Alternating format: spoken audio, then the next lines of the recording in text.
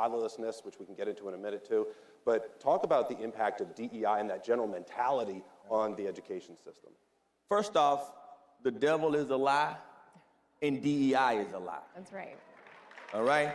So I want to start off by saying that I'm a black man, and I happen to be the lead independent director of a multi-billion-dollar public company.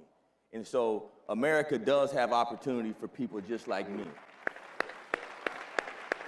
And I'll take that further. When you look at what DEI really does, so I do a lot of community work. I got my master's in education, adjunct professor. I've taught from, you're talking about the poorest of the poor on to multimillionaires. But the one thing that remains consistent is that whenever you tell someone that they're a victim or you tell someone they don't have the ability to learn, then they won't. Right. So I have a little girl in one of my programs. She literally went to class. She got an F on a math exam. And the teacher told her that it's okay because she's a little black girl and that she doesn't have the ability to do this math. Telling the girl that math is racist. So for me, that burns me up inside.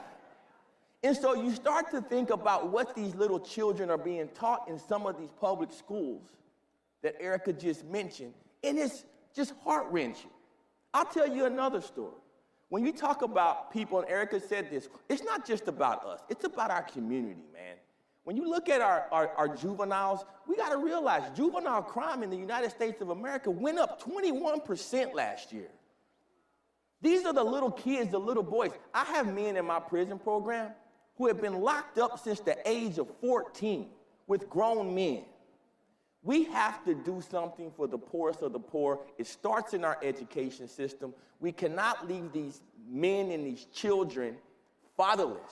Yep. Our nation is the most fatherless nation on the planet. We have over 18 million kids that don't have an active father in their home. I went to a juvenile courtroom. There were 25 young men and boys, most of them black, at court to be sentenced by a judge. I looked around, there was only one father in the entire courtroom. Can you imagine if your child was being sentenced? This is the epidemic that we're facing in our nation right now.